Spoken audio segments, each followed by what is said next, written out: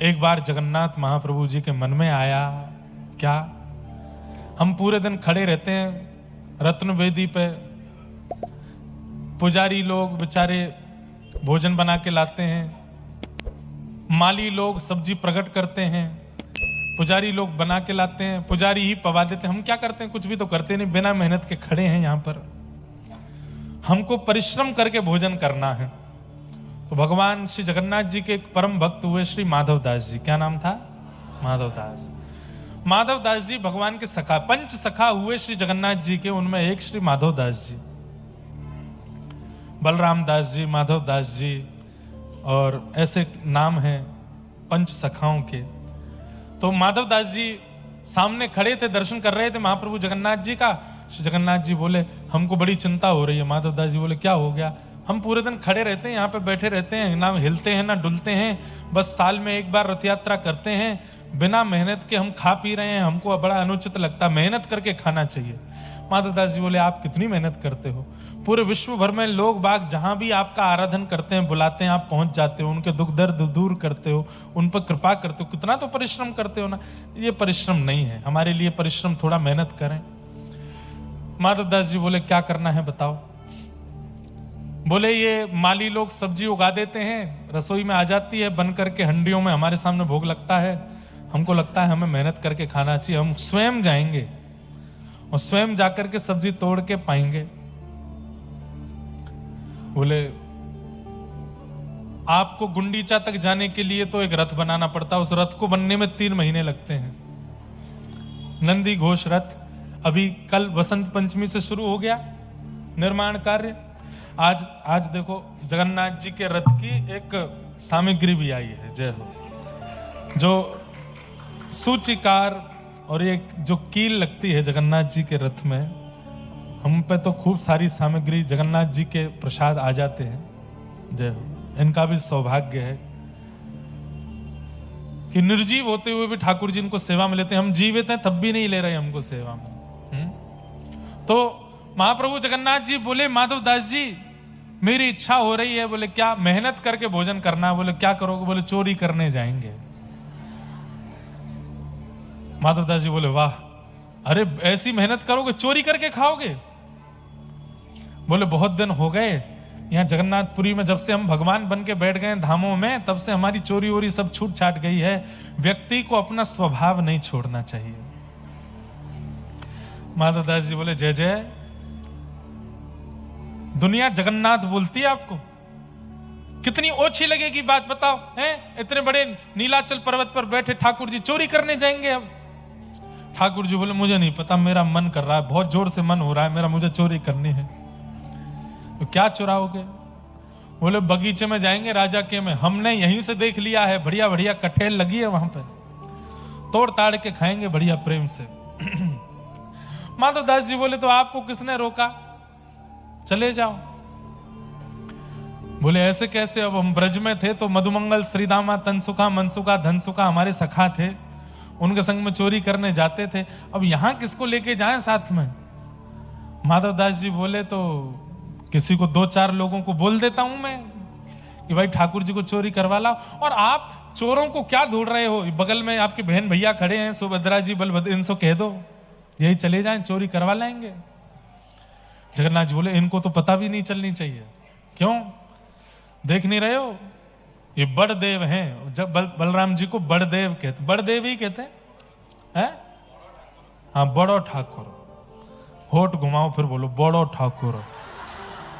उड़िया और बंगला की एक्सेंट तभी निकलेगा, बड़ो ठाकुर। बड़े ठाकुर नहीं, बड़ो ठाकुर। तो बड़ो ठाकुर हैं।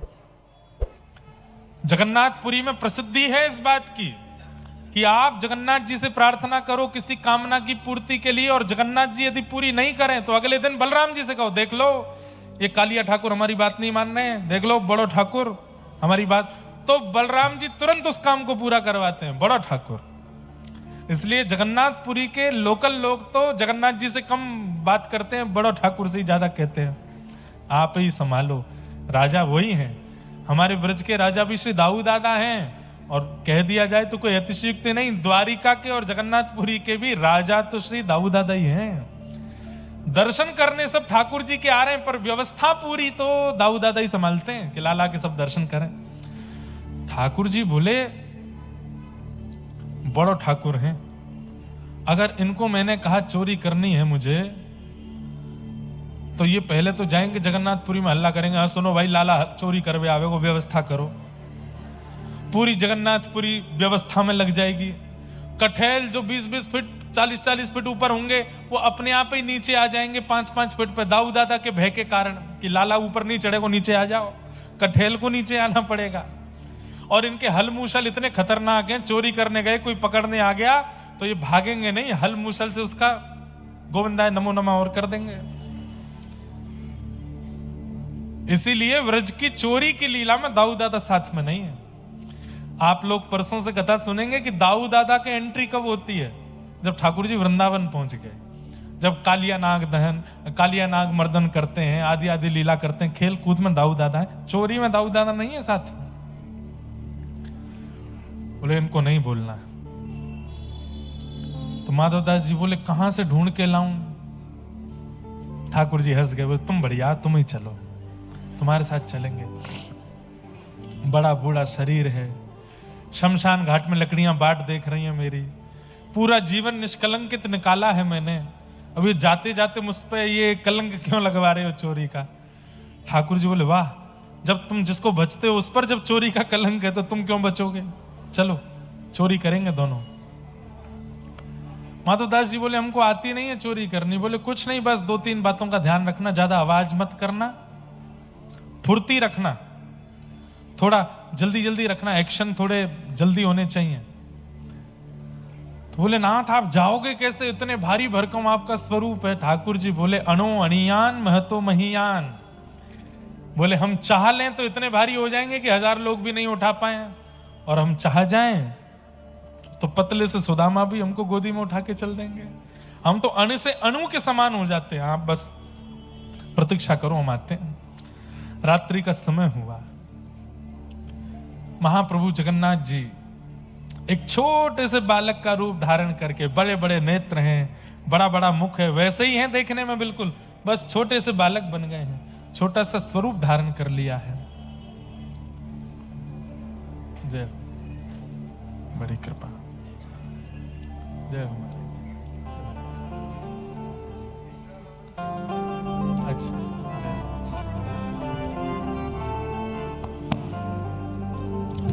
तो छोटे से बालक का रूप धारण करके महाप्रभु जगन्नाथ जी आ गए बाहर। माधव दास जी ने जैसे ही देखा, आहा छोटे से गोपाल जी कमर पे फेंटा बांध करके, हल्का सा पेट निकला हुआ है, छोटे छोटे चरण हैं, छोटे छोटे हाथ हैं, बड़ा बड़ा मुख है, बड़े बड़े नेत्र हैं, और कारी सौल ओढ़ करके आए हैं, केवल आंख ही आंख दिख रही हैं और कुछ नहीं दिख रहा है। माधव दास जी के कंधा पे बैठ गए, बोले चलो चोरी करा के लाओ।